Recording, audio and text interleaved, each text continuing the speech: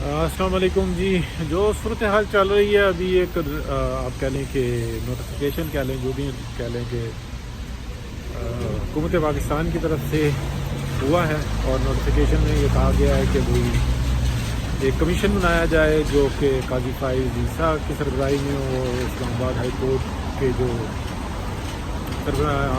Justice عامر ان کی اور Balochistan high court کے جو سربراہی میں بنایا جائے اور جتنی یہ جو کالز ریکارڈنگ آ رہی ہے اس کے اوپر جو میں تحقیقات کی جائیں کہ یہ آیا کتنی غلط ہیں کتنی درست ہیں اور مختلف اس میں پھر اس کے TORs دیے گئے ہیں. پھر یہ جسٹس بندیال صاحب کی جو ساسو ماں جو ہیں عزت مآب ان کی اور وکیل صاحب کی بیگم کی جو آپس کی ٹاک ہے اس کے بارے میں اور کیا کہتے ہیں ثاقب نثار صاحب کے بیٹے اور اس سے متعلق 120 جبکہ میں بالکل واضح طور پہ ہوں کہ یہ 120 ملین کی 120 ملین کی بات ہے یعنی کہ 10 سے 12 کروڑ روپے کی بات ہے. لوگ ایک کروڑ 20 لاکھ کی بات کر رہے ہیں 1 کروڑ کی صرف ملاقات کرانے پہ. مطلب بعد میں یہ سوچ رہا تھا کہ میری بات بھی جسٹیفائی ہوتی ہے کہ صرف ملاقات کرانے پہ 1 کروڑ روپے اور ٹکٹ کے 1 کروڑ 20 لاکھ تو ہضم نہیں ہوتی. تو میری انفارمیشن درست تھی. اچھا اسی طریقے سے جب ٹرک کی بات ہے تو میں نے بتایا تھا کہ 10 کروڑ کی چمک ہے یعنی کہ وصول کرنا باقی ہے. تو 1 ارب کہہ رہے تھے تو کیونکہ میری فیلڈ ہے تو میں تو پتہ کر کے بتایا تھا میں نے کہ یہ تو ایک مطلب پراپر لینگویج میں نہیں آتا ٹرک تو اس طریقے سے. لیکن ابھی موضوع کے اوپر آتے ہیں.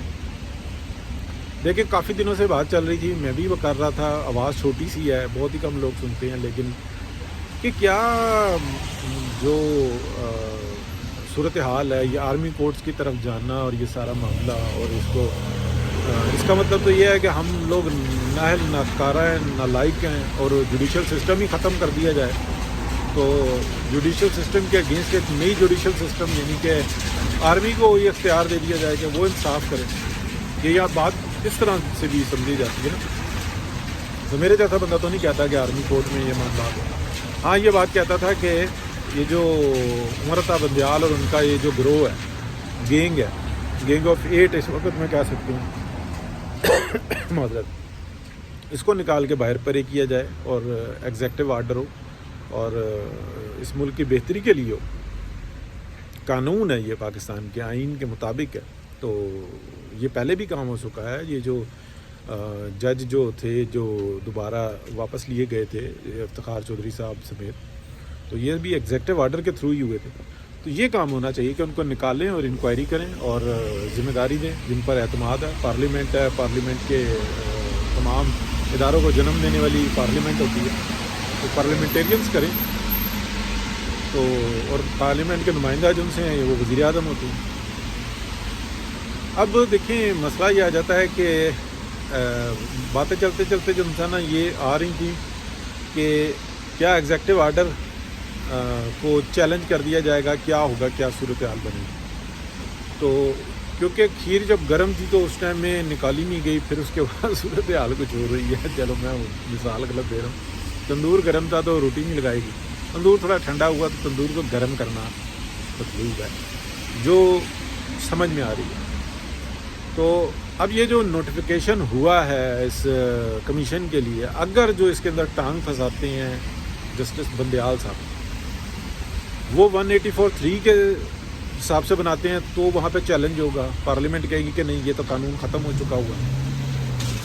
اور اگر جو پھر بھی وہ پھنساتے ہیں کوشش کرتے ہیں تو پھر ایگزیکٹو آرڈر آئے گا اور یہ 3 یا 8 جج تو میرے جیسا جو عقل مند ذہین اور مفکر خیال ہے وہ یہ کہتا ہے جب اڑانے ہیں تو 8 اڑاؤ تاکہ پیچھے جو ہے نا مزید گند نہ پڑے.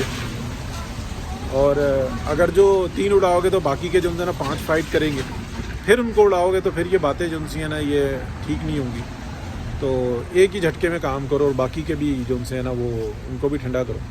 تو یہ چیز جو ان سے نا آ جاتی ہے. اب یہ ایک علیحدہ ڈیبیٹ ہے. اب یہ آ جاتا ہے کہ کیا یہ ہونے والا ہے. تو سمجھ میں یہ آ رہی ہے کہ اگر اس میں سپریم کورٹ آف پاکستان کے چیف جسٹس ٹانگ پھنسائیں گے تو پھر ایگزیکٹو آرڈر آ جائے گا اور ان کو فارغ کر دیا جائے گا، اور ان کے ساتھ دیگر ججز کو بھی فارغ کر دیا جائے گا کہ یہ نظام انصاف کو تھوڑا مار رہے ہیں، تو لہٰذا ان کو جو انسانہ چلتا کر دیا جائے، اور جو کمیشن ہے وہ کمیشن اسی طرح سے کام کرتا رہے گا، اور بلکہ وہ جو کمیشن کے جو سربراہ ہیں وہ آ جائیں گے ایز اے چیف جسٹس. ایک بات، اور دوسری بات یہ ہے کہ کیونکہ ہم سب کو یہ بات پتہ لگ چکی ہوئی ہے کہ جو پوری کوشش ہو رہی ہے وہ شہباز شریف صاحب کو تو ہٹانے کی ہو ہی نہیں رہی. شہباز شریف صاحب تو تربکا اکا ہیں باجوہ ڈاکٹرائن کے لیے، اور جتنی ان کی قابلیت اور صلاحیت ہے وہ سب کے سامنے آشکار ہے کہ پی ایم ایل این کی سیاست کی کیا کہتے ہیں وہ کر دی، ایسی تیسی پھیر دی. تو یہ ساری جو کوشش ہو رہی ہے یہ ہو رہی ہے قاضی فائز عیسیٰ کے لیے کہ وہ ایک ایسا نظام انصاف کا طریقہ کار دینا چاہتے ہیں کہ بالکل کورٹس اوپن کر دیں، آن لائن کر دیں، طریقہ کار واضح کر دیں. وہ اس تیاری میں، اور یہ جو مافیا ہے پاکستان کے اندر موجود وہ یہ چاہتا نہیں کہ انصاف ملے لوگوں کو، بلکہ وہ یہ چاہتا ہے کہ ہمارے ڈی ایچ اے بنے، ہمارے عسکری بنے، ہم زمینوں پہ قبضے کریں، ہم پلازا بنائیں، ہم ہر کاروبار کریں، لیکن ہمیں کوئی پوچھے نہ. تو ایک یہ مافیا ہے. پھر دوسرا یہ آ جاتا ہے جو جج، جرنل، جاگیردار، جرنلسٹ، مطلب ان میں سے کوئی بھی نہیں چاہتا. تو جرنلسٹ کی تو میرا خیال ہے کچھ طبیعت صاف ہوئی ہے جب سے یہ سارا معاملہ سوشل میڈیا پہ آیا ہے. تو ان میں دو گروہ بن گئے ہیں، تو مجبوری بن گئی ہے. پھر لیکن جاگیردار اور جج اور جرنل یہ ابھی تک جو ہے نا یہ ایک پیج پہ ہی ہیں. تو یہ بات سمجھ میں آتی ہے یا عمل سے دکھائی دیتی ہے. پلس یہ جو سب سے آخری بات ہے اور امپورٹنٹ بات ہے کہ اس وقت کے اندر جو قاضی فائز عیسیٰ کو سیو کرنا جو ہے نا وہ مطلوب تھا، تو وہ یہ بھی بات آ جاتی ہے کہ قاضی فائز عیسیٰ کو کمیشن کا سربراہ بنایا گیا ہے. تو یہ بہت بڑا رسکی کام ہے کہ وہ جیسے ہی سربراہی سنبھالیں گے اور یہ معاملات کریں گے تو ایک اگر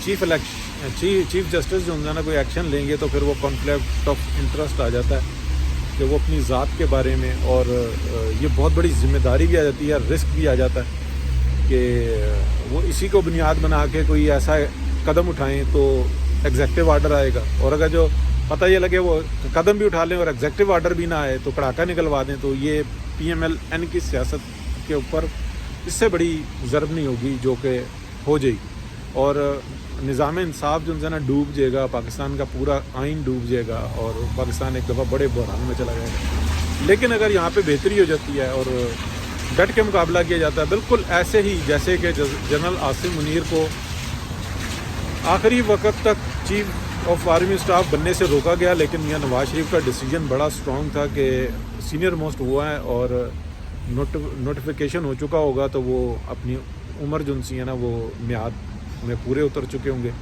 تو انہی کا حق بنتا ہے اور انہی کو حق دیا گیا.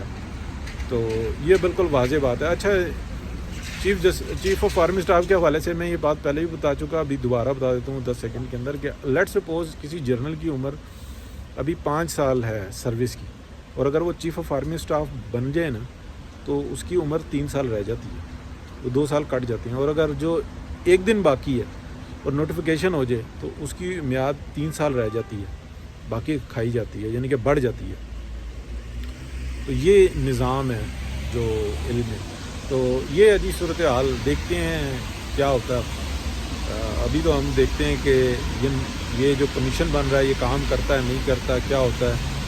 اور اس ٹائم میں پی ڈی ایم کی حکومت کو اور بالخصوص پی ایم ایل این کو پکے پیروں کھڑا ہونا پڑے گا، اور اگر نہیں ہوا تو بہت ہی بڑی برائی ہے پاکستان کی عوام کے لیے، اور تکلیف نہیں سہ سکتی. خوش نصیب بھی پاکستان کے گھر پہ کھڑی ہوئی ہے، اندر گھسی ہوئی ہے، لیکن بدقسمتی یہ ہے کہ یہاں کے جو مفاد پرست لوگ ہیں ان لوگوں نے اپنی جاگیر بنایا ہوا ہے پاکستان کو، وہ عوام میں نہیں منتقل ہونے دینا چاہتے. جو میاں نواز شریف کا عمل ہے اور جو دیگر لوگوں کا عمل ہے اس میں صرف فرق یہی ہے کہ چائنیز کیمپ میں عوام کا فائدہ ہے اور امریکن کیمپ میں چند لوگوں کا فائدہ ہے جن کو حرام کی کمائی کی پروٹیکشن ملتی ہے ہو سکتا ہے پے رول بھی ملتا ہو. Thank you. اللہ حافظ.